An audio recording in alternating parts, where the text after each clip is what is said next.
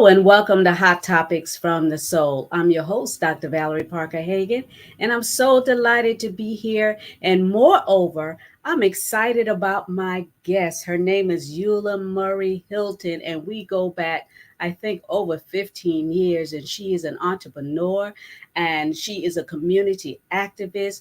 As far and as long as I've known Eula, she was very involved with the community and whatever the needs were for individuals personally, if Eula could help, she would step in and help. So I'm going to bring her to the stage. Eula, Hi there, my friend. How are you? I am awesome. How are you? I'm great. I'm great. I'm so happy to be with you. You know, Eula, you are taking on a task, running for seat 4 as commissioner of Lauderhill, the city that we live in. Now, I first met you through the chamber. We were serving on the Lauderhill chamber, and that's how I first met you. And I was like, and we became very good friends. We did our work in the community, and but you always went above and beyond. I've always had that in me. I think it comes from my parents. Both of them, in different ways, served their community and did things for people, and that's how I grew up. And I love my city. I love Lauderhill. I've lived here. I can't believe over 25 years. I've lived in Lauderhill. Wow, I got you beat. I've been here about 35 years. Okay, you do have me beat. No, actually, longer than that because my oldest is 42 and we were living in Lauderhill. Oh, okay. Okay. So Okay. tell me, Eula, why did you decide to run for commissioner in Lauderhill? Well, as you indicated, I've always been active in the community in different places, whether it be in the Lauderhill Chamber dealing with businesses or in the community, serving in different ways from the Lauderhill Garden Club, planting flowers and beautifying the city parks. And then I was involved with the HOA. And then I never knew this would happen, but eventually our HOA, who had served so long, got ill. And she said, Eula, I know you can do this. You can do this. I want you to take over the association. So I became an HOA president.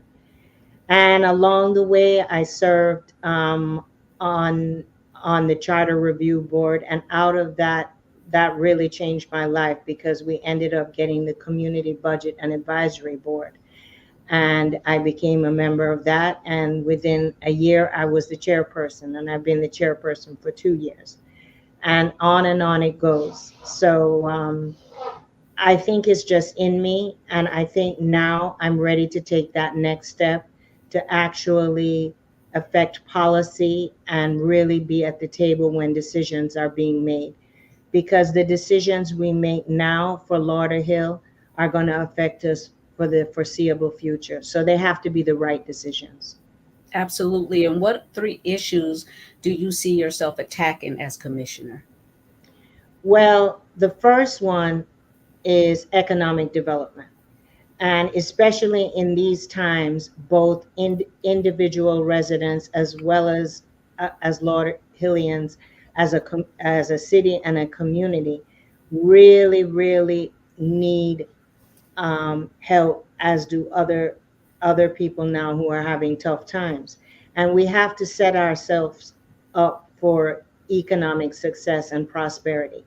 And I think we've done some things, but now it's time to put the pedal to the, yeah, metal, and really affect economic development that is not just going to last a couple of years, but will see us through the foreseeable future. And especially for our younger generation, that's very important. So we need to make wise decisions and intentional decisions about things that will get us to where we need to be. That's great. And the economics, but you know, one of the other things you are very involved in is your nonprofit, the Today Project.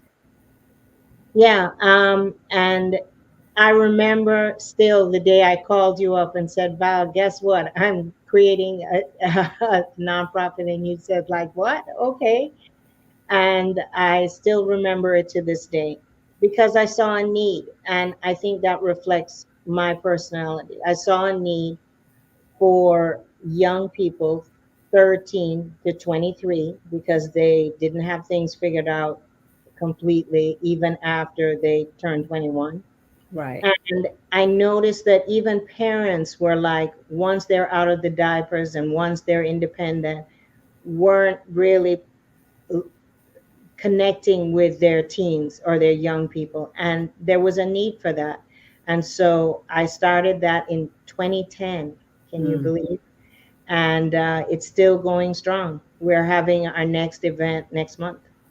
Oh, awesome. And you're very passionate about it. You're not just talking and saying, "Yeah, I want to do something for the you." You are very involved with all of the participants' lives that come to your program. Oh, yeah. I mean, to this day, there's some kids that have aged out and they talk about all the events that we had and the impact that it had from the very first one that we had, which I had no expectations was a success with help from people like you and other really great people in the community who really just engaged the kids in a way that I didn't believe was possible. And so I was very happy. One of the things I like about you is when you start something, you finish it. You don't be like other people and say, well, it didn't work out. You follow through. So you talked about you wanted to address economics in our community. What's the next thing you want to address as commissioner? Well, it is actually youth because, to be honest with you, Lauderhill schools are failing our children. Hmm. They are failing their children, and this is not a new thing. I saw this 5 years ago. I saw this, and it's still very present today. And we have to address it. We can't afford to lose a whole generation um, because they are not getting the opportunities to thrive. They're not getting the skills that they need to get good jobs. We just need to concentrate and pour into them because that's their future. And that's Lauderhill's future. Absolutely, because the children will be controlling where we live. So it is our responsibility to empower them to embrace a larger vision of themselves so that they can care about the community, care about where they live, so that everyone can be safe. So that is a great uh, thing that you want to do as far as empowerment for the children. Yes, and I think one of the things that was behind the Today Project too is also sometimes society just gives up on kids, maybe because they've just gotten in trouble for the first time or something happens and they sort of said, oh, that's a troublemaker. We can't do that. Everyone deserves a chance and no child should be left behind. You know, Eula, when children go into the military, they're giving orders. They have procedures they have guidelines that they have to guide. But so one of the things that I was talking to my husband Alex about, I said, a lot of children are lacking discipline. They don't have a vision of where it is they want to go. So the Today Project and other projects that you want to implement for our youth is actually going to empower our community so that we can produce productive individuals in our community, so they'll want to go out and get decent jobs. They'll want to go out and get an education. And it takes everyone in the community to get involved. Everyone, the parents have to get on board, the educators have to be on board, the city as a whole, even though the school board controls the schools. These kids are our kids. They're in our city, and we have to care about what happens to them because that's our future. And without them, the sacrifices that a lot of their parents made to buy a home to settle down uh, could all go away later on if they're not able to continue that legacy and be good stewards of the city that they grew up in. Okay, so we covered economics, we covered the use. What's the third thing you want to address in our community? Well, the third thing that I want to address is that I believe that it is important for the community to come together. And I hear these slogans, but I feel that they're slogans without real energy behind them sometimes to really make it happen. And it's very important for everybody, the administration, uh, the city of Lauderhill, the commissioners, to form that bond with the community and really listen to the community as to what their needs are. Being an HOA, I've learned that. I've learned a lot about what people want, and you would be surprised. From one end of the city to the other, it's all the same.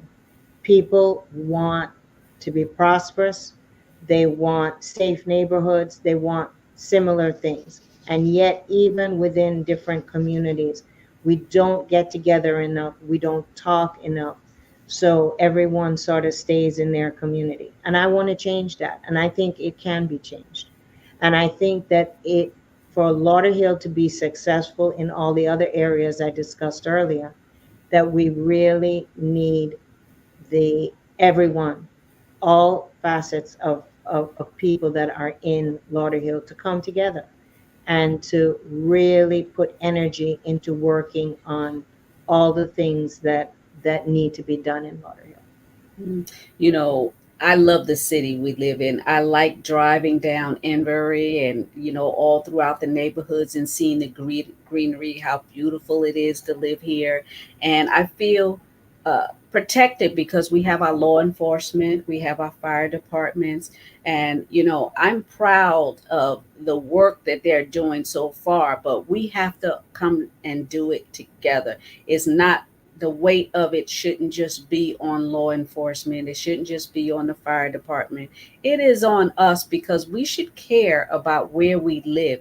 We should care about the businesses that serve us. So it goes back to the parents, to control their children, and also for those children's responsibility to go get an education so you can get your degree, go to college, and then come back and help continue the work in our area. And that's Exactly. why I'm glad you have the Today Project because that undergirds some of what you're trying to do. And when I met you when we were at the chamber, you've been the chamber president and you were relentless about businesses thriving in our community. So, how do you see it coming forward full circle if you become Commissioner Seat 4? I think, as I said earlier, that policy Mm. policy is something that I can now tackle in a way that I couldn't, being just in the community and in my own space. So I believe that, as commissioner, I'll be one of four other people who will be serving on the commission, and we have to work together. We have to work together and for the betterment of the city, and that is first and foremost. I am willing to sit down and trash things out, as they would say, with someone over what's best for the city and move it forward. Hmm. There's no room for egos. We have to serve the people that elect us.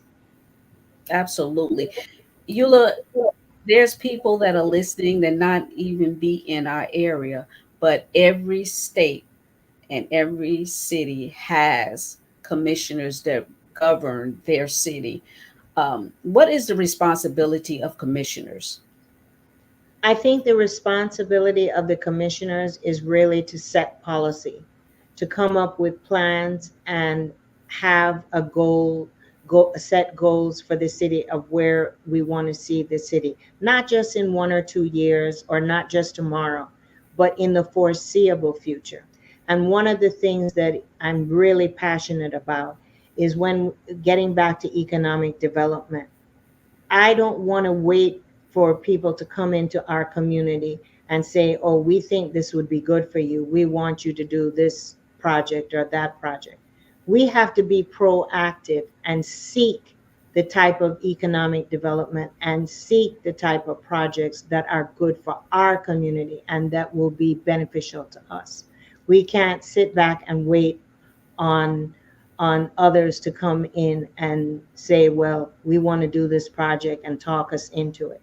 We need to take a hard look at what we need, not just for today and not just for tomorrow, but to ensure long-term prosperity in the city. Awesome. And how can people connect with you? I'm on Facebook and I have a website, Eula for Lauderhill 2024. And as I said, I have a Facebook, which I differentiate my campaign page. My first name, Eula, Eula, is in all caps. So if you're looking, you might see multiple Facebook pages, but my campaign page is with capital Eula, all caps. Okay. So that's Eula for Lauderhill 2024. Yes. And you can go on and you can hear a lot more about me. I have my bio on there, and I also have some videos that I've done. And also, they're also on Facebook where I go into more detail about some of the things we discussed today. One of the things I know for a fact is that individuals that are in communities, not just talking about Lauderhill, but in different communities, they have no idea who's in charge, who the commissioner is, who's the mayor. And one of the things I like is the fact that I know who is running my city, and we have access to those that are running our city. So, how do you think that you will work to allow individuals to know more about who you are and what it is you're doing? Because I know you serve on your HOA and you have the Today Project, and really a lot of parents in our community have no idea that you have this project going on, except for the fact that we post it on our social media or we go knocking door to door. But since pandemic, a lot of things have changed and shifted. So how do you foresee us coming out of this fog that we're in so that we can be in touch with those that are running our city for us? I think it has to do with outreach. I Mm. know that, as I said, as a HOA and also in my other capacity at the Community Budget and Advisory Board, we have to reach out to people Mhm. and we have to communicate. And the city has gotten better and has introduced some innovative ways and more presence on social media. But that person to person contact and actually being in the community and listening to people is very, very important. Because if we're going to move forward as a city together, we as elected officials and administration have to get the buy-in of our communities. We cannot do anything without the residents of Lauderhill. We have to get them on board to for us to together move forward to make our community better. It's an all hands on deck approach with all the things that we are facing. We need to get that buy-in from the community. So that's why that's my third thing that I'm really concerned about, because I think that that will be the engine for change and the engine for prosperity. Because if you get people to buy in, then you can move forward and everybody's, pushing and trying to get things done. I know that Lauderhill is trying hard to be the message that it brings. Because if you drive through our community, those that are on the outskirts, you're going to want to move here. Yeah. Because if you drive through our community, you'll see the signs of different things that are going on. We have the jazz in the park, and during Christmas time, we have outreaches where we give to the community, our children, and Thanksgiving, we've given out turkeys. Denise Grant, who's running for mayor, she's given out turkeys. And we have a lot of things to empower and strengthen the community, but we can't do it by ourselves. So, individuals like you, what help do you need to continue legacies of those before you? I just am willing to listen. I want to listen to my community and hear their thoughts and needs, and then get together and say, okay, now that we've listened and we've had that dialogue, which you suggested earlier, what are we going to do about it? Hmm. How are we going to move forward? Because as you said, we are in a beautiful city. We have so many things in Lauderhill, and yet sometimes we get a bad rap. And we get that because people have not don't know us, who don't live here, and think, oh, Lauderhill has crime, and all cities have crime. But the point being is that we have a lot to offer. I mean, just if you like to eat, Lauderhill is the city to be in. You can get almost any kind of food in Lauderhill. And that speaks to our diversity. And we should treasure that. We are a diverse community, and there's so much we have to offer the outside world. Absolutely. But those of you who are listening and looking at this, and you live in Lauderhill, can you please forward this or share it on your page so that we will be able to learn more about all of the candidates that are running? But I'm supporting Eula because I know she's a follow through person. So, Eula, any closing remarks? Yes, I just look forward to serving you. And I ask everyone, if you want to know anything about me, you can always reach me through social media, and leave messages for me. I want to hear what people think and what's on their mind and what their needs are. Because, as you mentioned, if there's a problem, I will follow through. Absolutely. And you go extreme, I must say.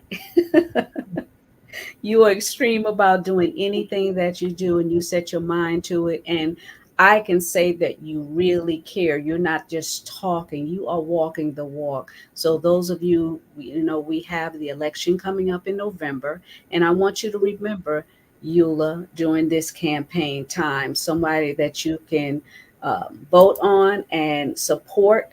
And if you see her, which you'll probably see her around the city in Fort Lauderdale because she's always doing something, talk with her, get to know the individuals that will help you in your community.